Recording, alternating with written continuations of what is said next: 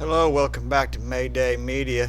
Got some Steam news update here for the Steam machine. Of course, there's still silence on this 950 price, and that's for the 256 gig. I think is what that one's for. I read this article, hit something on Chat GPT. Uh, I don't know how to tell you this, guys, but I'm not buying one of these. I mean, I was thinking a max of 750. That's where my max was. I'm not doing 950. I'm not doing 1500. I can buy a Menace for them with double the fucking gear. Double the hardware for 3, 4, $500 in some cases, and have a gaming PC. It's 16 gigs of RAM, if I remember. It's 8 core, 12 thread, and it's some kind of a Ryzen 9. And you're wanting $1,500 for this motherfucker. I mean, you are paying for just the operating system. Most of that's just the operating system at this price point. I don't care what they say about the price of hardware. Half of that's software. Over the past, they're going to be the next Microsoft if you ain't careful. Over the next few weeks, we received a few indications that Steam Machine is getting very close to launch. Today's indication comes straight from Valve itself in the latest SteamOS 3.8.9 beta update, which is only making the silence surrounding the console's price even more deafening, especially following the significant price increase of the Steam Deck, which former Xbox exec Mike Ybarra pointing to the system as PlayStation's biggest upcoming console competitor. His hints at the beginning of a future market shakeup. SteamOS 3.8 now ready for Steam.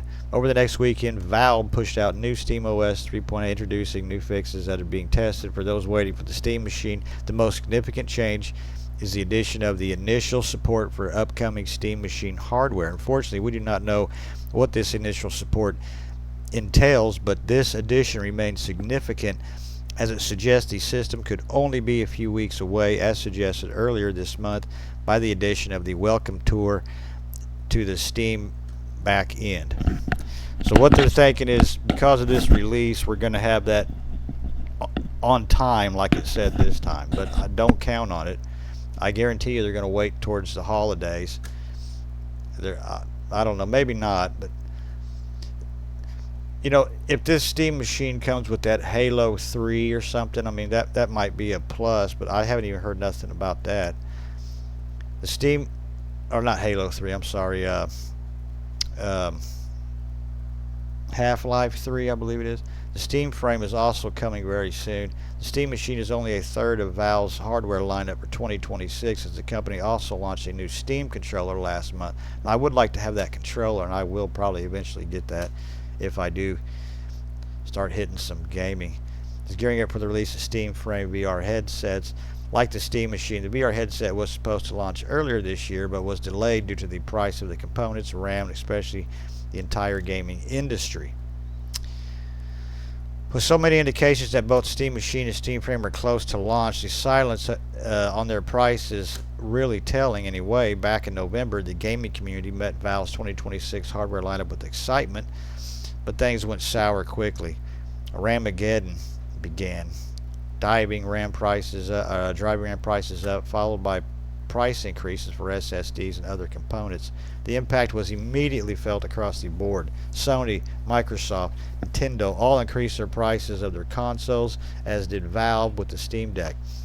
Steam Machine internal prices topped a current $949 Steam Deck OLED price, suggesting that the Steam Machine going to launch at a very high price that will inevitably impact its appeal. Yeah, very high. Yeah, $1,500. Yeah, that's the fucking price I've seen. The Steam Deck OLED sold out quickly. Even after its launch, the Steam Machine and Steam Frame may still enjoy successful launches that could indeed require a queue system to prevent scalpers from scooping up every launch unit. Despite prices that will be significantly higher than expected, however, it remains to be seen if Valve's gaming system will truly become PlayStation's biggest competitor, as former Xbox exec Mike Ybarra believes. At $1,500? I don't know, man. I mean, even if I had the money just to buy it and have it just because of what it is, yeah, sure, but $1,500? I mean, because the Xbox, I think it's talking about, what was it, $9.99 or something for theirs? I can't remember. But anyway, here's some alternatives, I guess you could say. Here's the one, option 2, best use of SteamOS alternative, Halo iOS. Closest thing to the SteamOS 3, looks and feels like Steam Deck, but especially for regular PCs. Best choice if you want real experience. So that one's the number one. This one's very Chimera OS, very friendly, beginner friendly, auto boots into Steam-like interface, great for a console style PC, which that might be what I'm doing. I'm going to put in my specs right down here on this PC I got, and see what it'll do. Ubuntu and Steam, most stable option. Install Steam. Normally use Proton to run Windows games, and I've got that set up on my PC, but I still can't run Windows games. And I've got Linux Mint. Which should you pick? Want Steam Deck experience? Chimera is a console style gaming. Stable everyday PC gaming, Ubuntu and Steam. Pro tip, if your goal is to play Steam games without hassle, you don't actually need SteamOS at all. Just install Steam on Windows, and yeah, and I'm not using Windows. Tell me, if you want, tell me your PC specs. Okay, here we go. I'm going to put in an i5. It's a Gen 3. I've got 32 gigs of DDR4, I believe is what I got. Might be DDR3.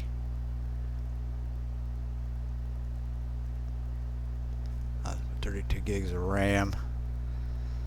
And I've got a 740 GPU.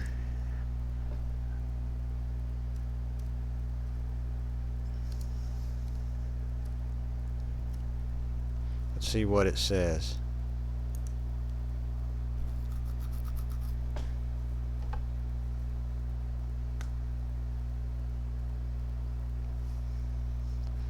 This is the limiting factor, the 740. The GT is older than NVIDIA supports on Linux, can be tricky. This matters a lot for SteamOS types. Best option for you is Chimera. So this is telling me that my option 1 going to be Chimera. Works better with older hardware, easier NVIDIA compatibility than most SteamOS clones. Boots straight into console style. Steam Universe, lightweight, good for your older CPU and GPU. Expectation, great for indie games, older AAA titles, not ideal for new high-end games. I can't play shit on my Steam that I got. I don't know why. I can't even play a fucking racing game. I got one, but it sucks. I can't remember the name of it. So my other option is going to be true Steam Deck style experience. NVIDIA GPU support is hit or miss. 740. Option 3. This is solid. Best driver support for NVIDIA. Most stable overall. Ubuntu and Steam.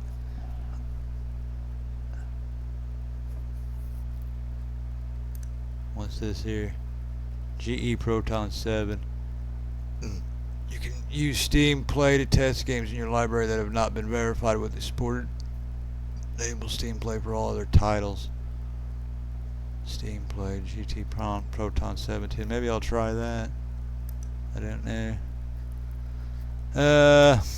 Well, that's my option. And that'll probably work for me if I do it. I don't know if I'm going to do it or not. That's just a lot of fucking work I don't want to fuck with. I'd rather just have a little retro console that will play on a newer TV.